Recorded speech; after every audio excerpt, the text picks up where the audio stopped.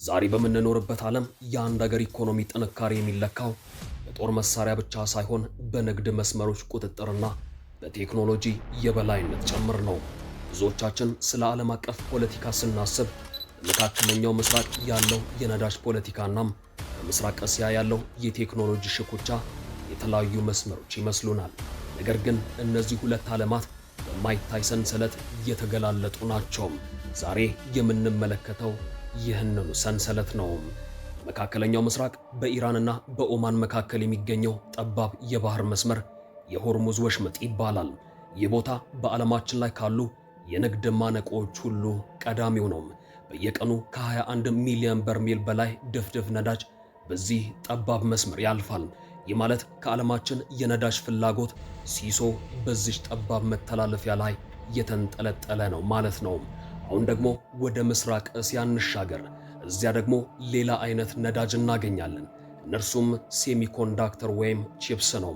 ስማርት ስልኮች፣ መኪናዎች፣ የሕክምና መሳሪያዎችና ሰው ሰራሽ አስተውሎት ኤአይ ያለ እነዚህ ጥቃቅን ቺፖች ሊሰሩ አይችሉም።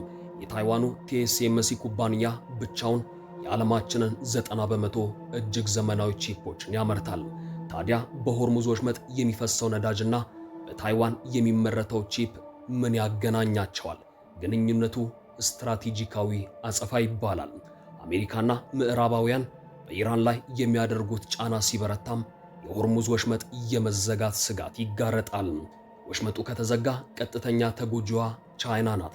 ቻይና ለኢንዱስትሪዎቿ የሚያስፈልጋትን 80% ነዳጅ የምታስገባው ከዚሁ አካባቢ ነው።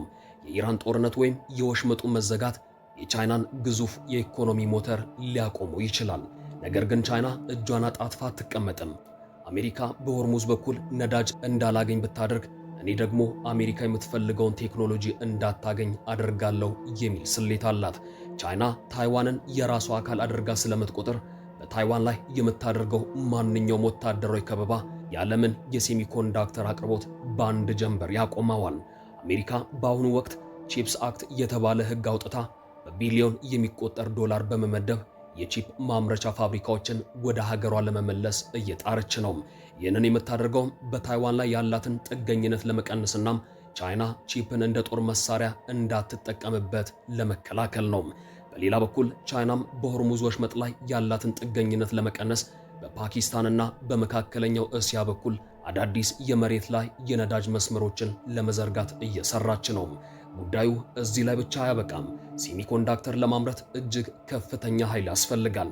ታይዋን ቺፕ ለመስራት የምትጠቀመው ኤሌክትሪክ የሚመነጨው በሆርሙዝ ወሽመጥ በሚያልፈው ነዳጅና ጋዝ ነው። ስለዚህ የሆርሙዝ ወሽመጥ መዘጋት በኢራንና በአሜሪካ መካከል የሚደረግ ፍጥጫ ብቻ ሳይሆን የታይዋንን ፋብሪካዎች የሚያቆም፣ የቻይናን ኢኮኖሚ የሚያሽመደምድና የአሜሪካን የቴክኖሎጂ የበላይነት የሚፈታተን የዓለም አቀፍ ቀውስ መጀመሪያ ነው።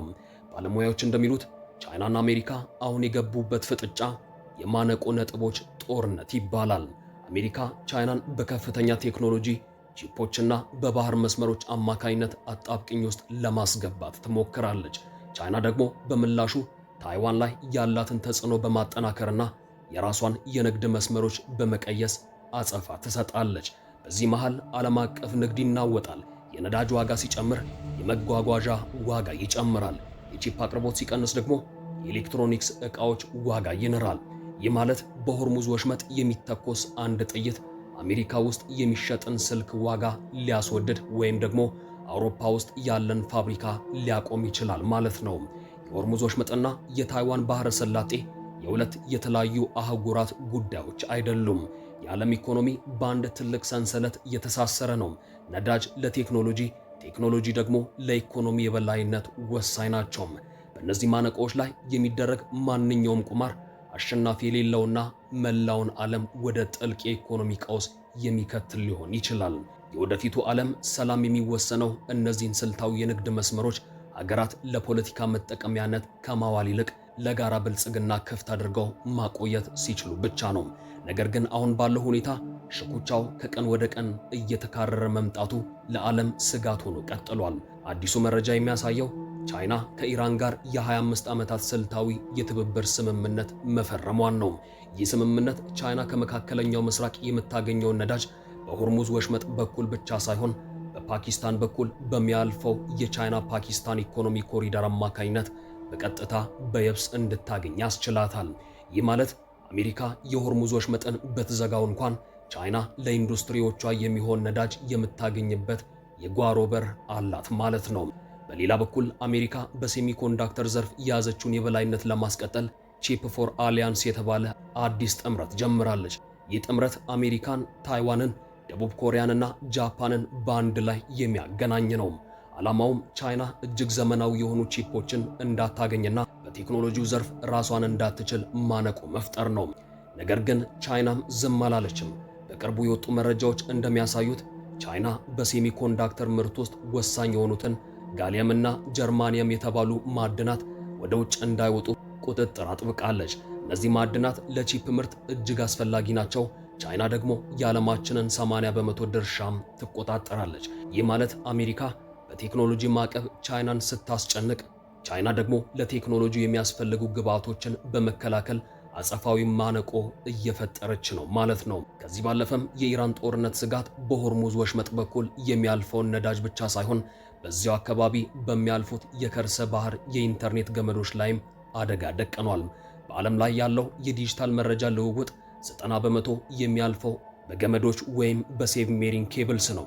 ስለዚህ በዚህ አካባቢ የሚነሳ ግጭት ዓለምን በጨለማ ውስጥ ብቻ ሳይሆን ያለ ኢንተርኔት ግንኙነትንም ሊያስቀራት ይችላል። ስለዚህ የሆርሙዝ ወሽመጥ ጉዳይ የነዳጅ ብቻ አይደለም፣ የሴሚኮንዳክተር ጉዳይም ነው። ሁለቱም የዓለማችን የህልውና መሰረትን የሚነኩ እርስ በርስ የተሳሰሩና የሀገራትን የኃይል ሚዛን የሚወስኑ የ21ኛው ክፍለ ዘመን ታላላቅ ቁልፎች ናቸው። ዓለም አሁን ያለችበት ሁኔታ በቀጭን ገመድ ላይ መራመድ ይመስላል። በአንድ በኩል የኢኮኖሚ ትስስር ሀገራቱን አንድ ላይ ሲያቆራኛቸው፣ በሌላ በኩል ደግሞ የፖለቲካ ሽኩቻው እነዚህ የሆኑ ትስስሮች እንደ ጦር መሳሪያ እንዲጠቀሙባቸው እያስገደዳቸው ነው። የእነዚህ ፍጥጫ ውጤት ደግሞ የሚወሰነው የትኛው ወገን ብዙ አማራጭ መንገዶችና ጠንካራ የቴክኖሎጂ መሰረት አለው በሚለው ላይ ይሆናል። አብራችሁን ስለነበራችሁ እናመሰግናለን። እንደዚህ አይነት ጥልቅ ትንታኔዎችን ለመስማት የቻናላችሁ ቤተሰብ ይሁኑ።